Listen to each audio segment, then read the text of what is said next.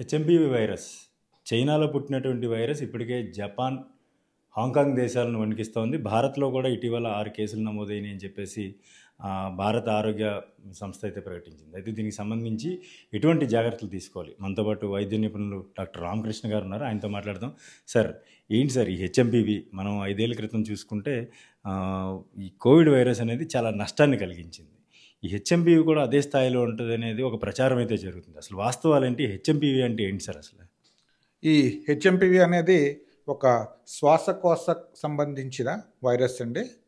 అయితే ఇది ఎప్పుడో 2001 నుంచిలోనే దీన్ని కనుక్కున్నారు. దీని కోవిడ్ అంత తీవ్రతరమైన వైరస్ కాదండి ఇది.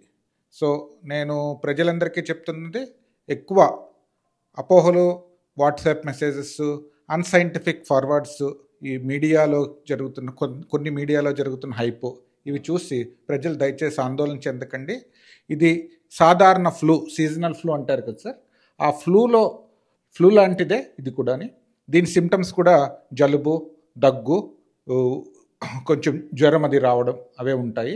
అయితే అతి కొద్ది మందిలో, అంటే క్యాన్సర్కి కీమోథెరపీ తీసుకుంటున్న ఇమ్యూనో కాంప్రమైజ్డ్ పేషెంట్స్ అంటారు కదండి, హెచ్ఐవి ఇన్ఫెక్షన్స్, లేకపోతే పిల్లలు, బాగా వృద్ధులు కూడా 85 ఏళ్ళ వయసు దాటిన బాగా వృద్ధుల్లో రోగనిరోధక శక్తి తక్కువ ఉన్న వాళ్ళలోని కొంత రెస్పిరేటరీ న్యూమోనియా, బ్రాంకైలైటిస్, అటువంటి ఆస్తమాకి కొంతమంది స్టెరాయిడ్ ఇది వాడుతూ ఉంటారు సార్ పిల్లల్లోని. వాళ్ళల్లో కూడా ఇది కొంత బ్రాంకైలైటిస్, న్యూమోనియా, అది కూడా అందరిలోని కాదు, కొంతమందిలో ఇది రావడం వల్ల ఇది కొంచెం హాస్పిటల్లో ఒక పేషెంట్ నుంచి ఒక పిల్లలకి వ్యాప్తి చెందడంలో దీని కొంచెం పాత్ర ఎక్కువగా ఉంటుంది. అయితే మరొక విషయం ఏంటంటే, దీనికి అన్ఫార్చునేట్లీ ఒక టీకాలు కానీ, వ్యాక్సినేషన్స్ కానీ, ఇది మందులు కానీ ఏమీ అవసరం లేదు. జస్ట్ సిమ్టమాటిక్ జలుబు, దగ్గు, జ్వరానికి మనం పారాసిటమాల్, సెల్ఫ్ లిమిటింగ్ డిసీజ్ అండి. దాని అంతటే ఒక వారంలో తగ్గుతుంది. అంటే ఒక చిన్న విషయం సార్, ఇప్పుడు సాధారణంగా మన ఇండియన్ కల్చర్లో జలుబు, దగ్గు వస్తే ఏ మెడికల్ షాప్కి వెళ్ళి టాబ్లెట్స్ తీసుకుని వేసేసుకుంటాం, డాక్టర్ దగ్గరికి వెళ్ళడం, క్లినిక్కి వెళ్ళడం, ఇట్లాంటివి చేయరు. హెచ్ఎంపివి సిమ్టమ్స్ కనిపించిన తర్వాత వాళ్ళు ఎటువంటి జాగ్రత్తలు తీసుకోవాలి? వాళ్ళకి ఏం చెప్తారు సార్? ఈ జనరల్గా ఈ వింటర్ సీజన్లోని ఈ ఫ్లూ జ్వరాలు అనేవి సాధారణం అండి. స్ట్రిక్ట్గా చెప్పాలంటే ఇది ఫ్లూ జ్వరం కంటే తీవ్రత, ఫ్లూ అంటే ఇన్ఫ్లుయెంజా అంటారండి, ఇన్ఫ్లుయెంజా కంటే తీవ్రత తక్కువ కాంప్లికేషన్ ఉన్న ఇది హెచ్ఎంపివి అండి. సో సిమ్టమాటిక్ ట్రీట్మెంట్ అంటే ఓవర్ ది కౌంటర్ డ్రగ్స్ అండి. అంటే జ్వరానికి పారాసిటమాల్, ఇటువంటివి ఇండియాలోనే కాదు, మన ప్రపంచంలో అభివృద్ధి చెందిన దేశాల్లో కూడా ఓవర్ ది కౌంటర్ డ్రగ్స్ ఉంటాయి. అయితే అన్నెసరీగా ఈ జ్వరాలకి వీటికి యాంటీబయాటిక్స్ వాడడం, అవి చేయడం మంచిది కాదు. నెక్స్ట్ ఒక చిన్న విషయం సార్, ఇప్పుడు నిన్న మనకి ఇండియాలో నమోదైన కేసెస్లో చూసుకుంటే మంత్స్ బేబీస్, అంటే సంవత్సరం లోపు నెలలో వయసు ఉన్నటువంటి పిల్లల్లో కనిపించిందని అంటున్నారు. అట్ ద సేమ్ టైం వాళ్ళని నెక్స్ట్ డేను డిశ్చార్జ్ కూడా చేయడం జరిగింది అన్నారు. అంటే అసలు తీవ్రత ఏ స్థాయిలో ఉంటుంది? దీనికి మందులు, మెడికేషన్ ఎట్లా తీసుకోవాలి? ఒకవేళ మీరు అన్నట్టు నిరోధక శక్తి తక్కువ ఉన్నటువంటి వృద్ధుల్లో వస్తే ఎటువంటి జాగ్రత్తలు తీసుకోవాలి? వీళ్ళ దగ్గర నుంచి నార్మల్ పీపుల్ని ఎట్లా ప్రొటెక్ట్ చేయాలి సార్? మంచి ప్రశ్న అండి. నిన్న మనం చూసాం, బెంగళూరులో 2, చెన్నైలో 2, ఈరోజు టోటల్ 5 కేసెస్ ఉన్నాయి. దీనికి కూడా ఏమీ ప్యానిక్ అవ్వక్కర్లేదండి, ఎందుకంటే ఎనీ ఫ్లూ ఒక పర్సన్ నుంచి ఒక పర్సన్కి స్పీడ్గానే స్ప్రెడ్ అవుతూ ఉంటుంది. అట్ ద సేమ్ టైము ఇది చైనా నుంచి వచ్చిన వైరస్ కాదు, గ్లోబల్ ప్రెజెన్స్ ఉందండి. ఇందాక చెప్పాను కదా సార్, 2001 నుంచే దీనికి గ్లోబల్ ప్రెజెన్స్ ఉంది. సో మీరు చూశారు, ఈ బాబుని ఒక రోజులోనే డిశ్చార్జ్ చేయడం జరిగింది. నేను ఇందాక చెప్పినట్టు ఇది దానంతటదే ఒక వారంలో తగ్గేది. అయితే ఎప్పుడు మనం వెంటనే హాస్పిటల్ సంప్రదించాలంటే కొన్ని సైన్స్ ఉంటాయండి. చిన్నపిల్లలు కొంచెం పరాగ్గా మాట్లాడడం, కంటిన్యూస్గా క్రై చేయడము, అంతేకాకుండా వృద్ధులు వాళ్ళు ఆల్టర్డ్ సెన్సోరియంకి వెళ్ళడము, విపరీతమైన హై గ్రేడ్ ఫీవర్ తగ్గకుండా ఉండడము, లేకపోతే శ్వాసకోశ లోవర్ రెస్పిరేటరీ ట్రాక్ట్, ఇందాక చెప్పాను కదా సార్, న్యూమోనియా, అవి ఎట్లా ప్రజెంట్ అవుతాయంటే సాచురేషన్స్ తగ్గడము, ఇంట్లో ప్రోబది ఉంటే చూసుకోవడము, లేకపోతే ఆయాసం అది ఎక్కువ, ఇటువంటి సిమ్టమ్స్ వచ్చినప్పుడు వెంటనే వైద్యులను సంప్రదించి, ఒకవేళ ఏదైనా సివియర్ ఇన్ఫెక్షన్కి ఇది ఇమ్యూనో కాంప్రమైజ్లో వృద్ధుల్లో దారితీస్తుందండి.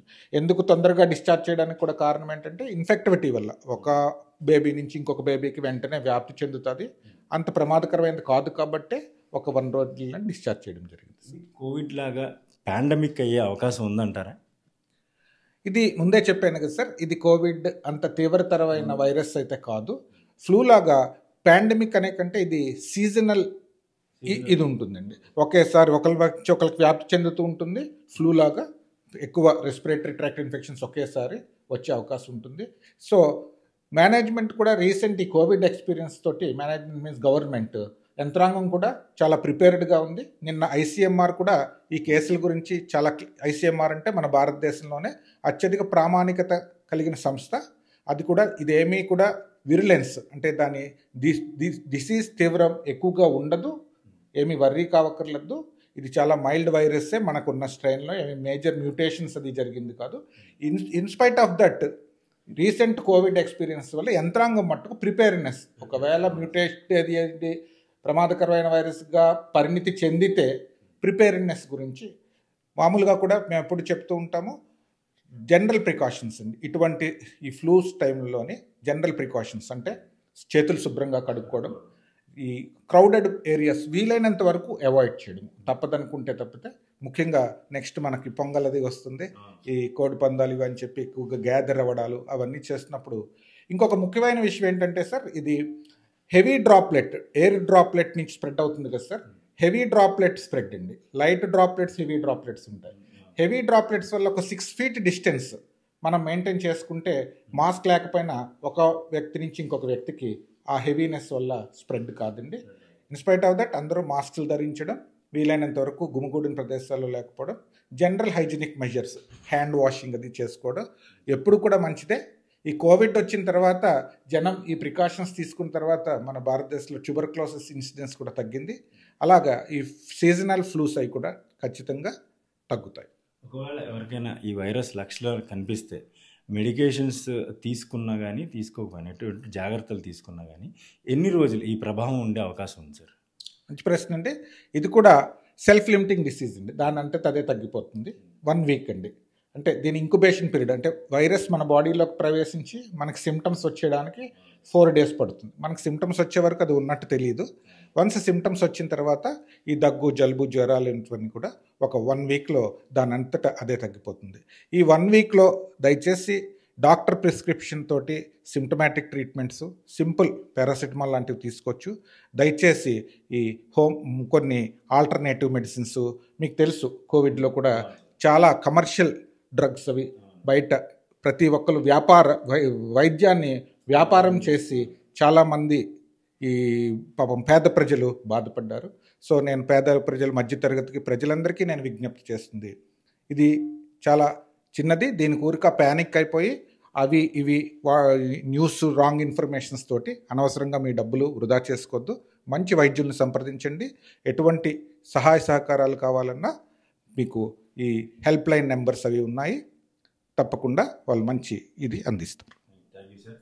అయితే హెచ్ఎంపీ వైరస్ గురించి పెద్దగా ఆందోళన చెందాల్సిన అవసరం లేదని డాక్టర్ రామకృష్ణ గారు చెప్తా ఉన్నారు. ఇది సాధారణ జలుబు కంటే కూడా చాలా తక్కువ స్థాయిలో మనిషిపై ప్రభావం చూపిస్తుంది అన్నారు. కానీ ఒకవేళ లక్షణాలు కనిపిస్తే మాత్రం నిర్లక్ష్యం చేయకుండా వైద్యులను సంప్రదించాలి. సంబంధిత అధికారులకు కానీ, వైద్యాధికారులకు కానీ, లేదంటే ప్రైవేట్ అందుబాటులో ఉన్న వైద్యుల దగ్గర మాత్రమే ప్రిస్క్రిప్షన్ తీసుకుని ఆ మందులను వినియోగిస్తే మాత్రం 2-3 రోజుల్లోనే సాధారణ స్థితికి చేరుకోవచ్చని కూడా డాక్టర్ రామకృష్ణ గారు చెప్తా ఉన్నారు.